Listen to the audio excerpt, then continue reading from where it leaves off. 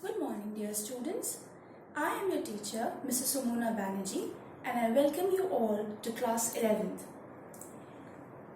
The world is not what it seems to be, but even though certain freedoms are always to be cherished, for example, freedom of mobility, freedom to do as per one's heart's desires, and of course, the freedom to lead life on one's own terms. Keeping this in mind, and obviously the restrictions imposed on us for our very own safety, the poem that I have chosen to discuss with you all today is The Dolphins by Carroll and Duffy. As you can see at the slide here, this poem has been taken from your textbook called Reverie, a collection of ISC poems. I'm quite aware of the fact that most of you may not be in possession of the textbook given the present circumstances. Nevertheless, I hope that this lesson will serve to put all your anxieties at bay. Winner of several prestigious awards, Carroll Ann Duffy was the first lady, the first Scot, and the first openly LGBT to win the most prestigious Poet Laureate distinction of Britain in May 2009. Like many of her other poems, The Dolphins also deals with themes of oppression, violence, and the need to conserve our environment.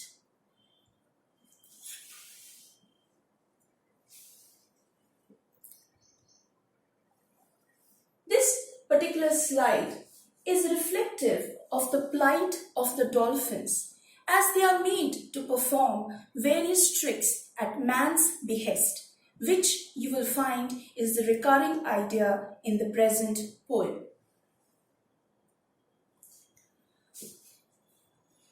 I hope all of you will utilize this moment to take a screenshot of the first stanza of the poem, which now appears on the screen. I'll read it out to you. World is what you swim in or dance. It is simple. We are in our element, but we are not free. Outside this world, you cannot breathe for long. The other has my shape. The other's movement forms my thoughts, and also mine. There is a man and there are hoops. There is a constant flowing guilt.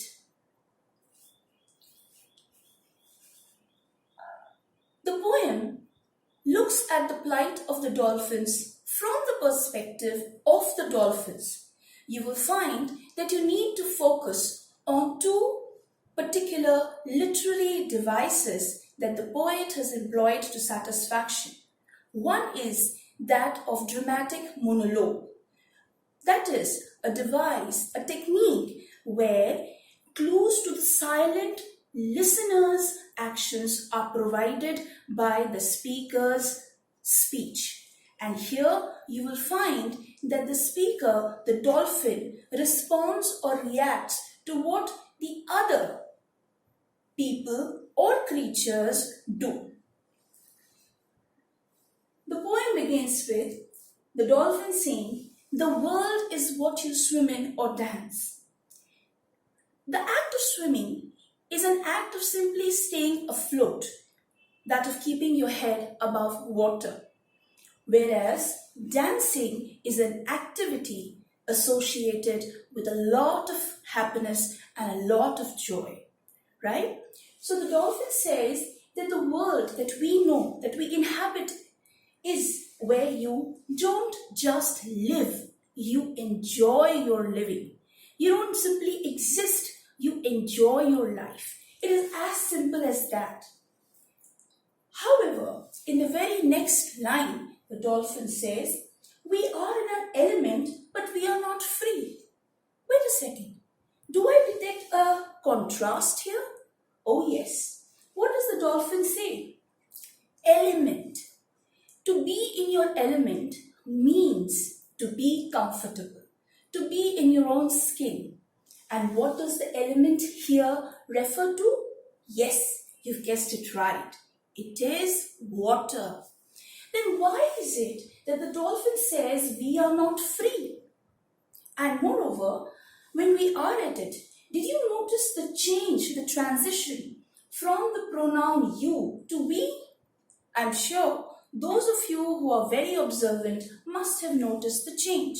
You see, from the first line where the dolphin speaks only of himself, the change is perceptible when it starts to meld its identity with that of the other dolphin also present with him in the pool, thereby the use of the pronoun we. The dolphin says we are not free. They are not free because they are not in the limitless waters of the ocean anymore.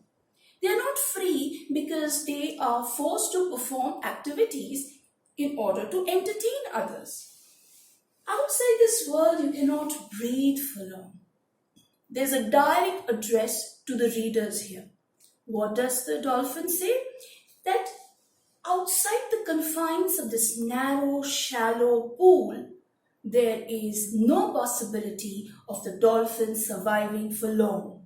And therefore, there's a sense of panic, a sense of urgency in the note, in the tone, a sense of hysteria building up, or in other words, claustrophobia, a fear of closed spaces. But does the dolphin have a choice? No, it doesn't seem so. The other has my shape. Look at this line. What does the word other here refer to? It refers to a fellow dolphin, thereby clearly indicating that the dolphin is not alone in the man-made pool. The other dolphin has a similar body structure, has a similar shape. In fact, the other's movement forms my thoughts. The movements of one dolphin are mirrored by the other dolphin's movements, and also mine. They are in complete synchronization with each other. They are in complete understanding with each other. However, despite this understanding, there is a man and there are hoops. Here is the entry of their master, the person who trains them, who makes them go through repeated cycles of jumping through hoops so as to entertain the audience who have paid to be entertained thus. Then, in the very last sentence, the dolphin says there is a constant flowing guilt. I would like you to pay attention to three words here: constant, flowing, guilt. Taken together, constant flowing would perhaps refer to the constant pumping of water in the man-made pool, whereas the word guilt could refer to A, the man's guilt in entrapping fellow living creatures and making them do his bidding, or it could refer to the dolphin's guilt in being not careful enough and getting itself ensnared by the man. I hope my students have been able to understand quite a bit, if not all, of what the first stanza entails. Now let us look at the key points in stanza 1. There's a sense of confinement, a sense of panic, of claustrophobia, points which I've already discussed with you. There's obviously a kinship with a fellow dolphin and surrender to the master and his object of dominance, his tool of dominance, and that is the hoops. You know, those big circular structures, those rings through which the dolphins keep jumping in and out. And finally, you have guilt, either of man entrapping dolphins in an artificial environment or of the dolphin in getting ensnared. If you wish to take a screenshot of the key points in stanza 1, here is your chance. I'll wait for you while you do so.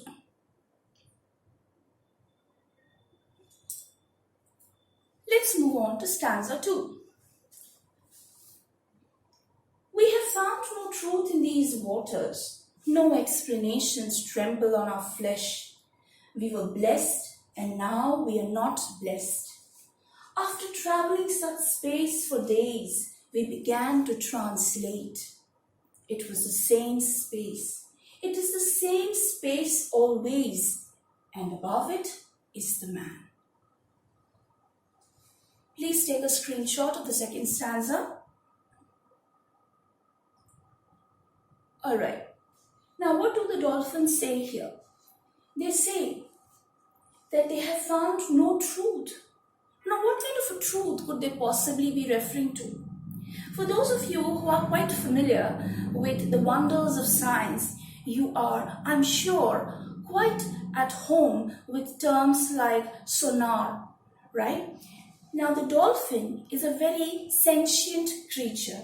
It is capable of locating and getting information about its nearby objects by sending off sound waves, which bounce off the objects in its vicinity and come back loaded with information. Now, does the man-made pool or aquarium offer any such opportunity to give any such kind of information? I'm afraid not. The waters are stagnant. There is nothing which excites or engages their attention. Therefore, no explanations tremble on our flesh. There is nothing, no infinitesimally minute change that the dolphins can record through their skins. And therefore, there is no truth, there is no justice.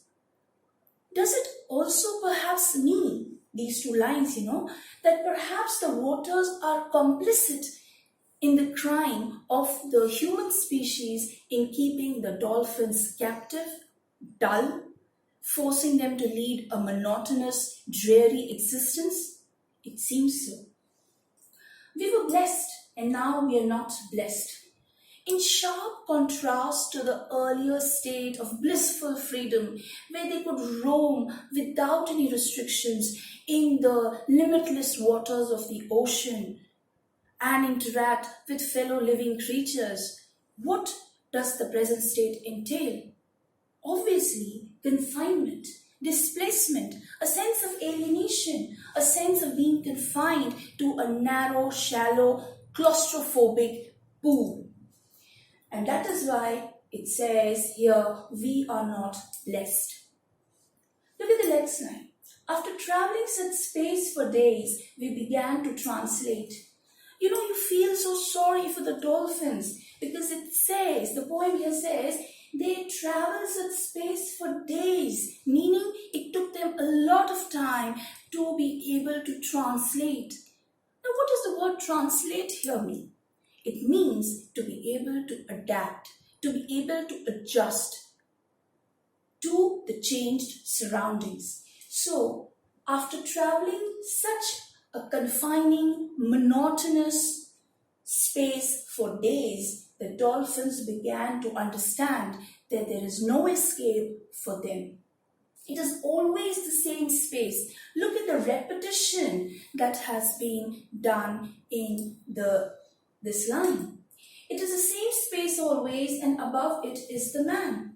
It is the same space always, again a repetition. Now children, why do we employ repetition? We do so because we wish to emphasize upon something.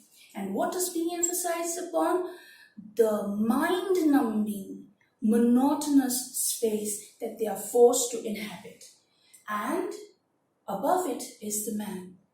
The man who's perhaps looking down into the depths of the pool, keeping a tab on their activities, dictating each and every move, thus showing complete control over the hapless dolphins. I hope you have been able to understand the second stanza. Let us take a look at the key points in stanza 2. There are no changes recorded by the sentient dolphins.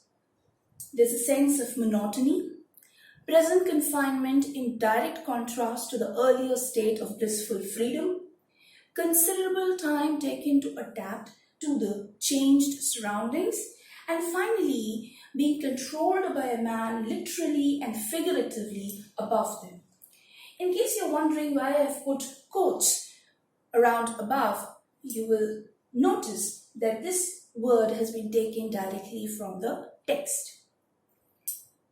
If you wish, you can take a screenshot of the key points in stanza 2.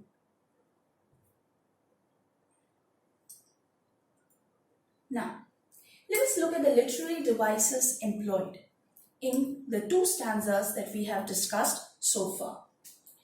The first is alliteration. Now, if your memory serves you right, alliteration, as you know, is the repetition of consonant sounds at the beginning of consecutive words, right?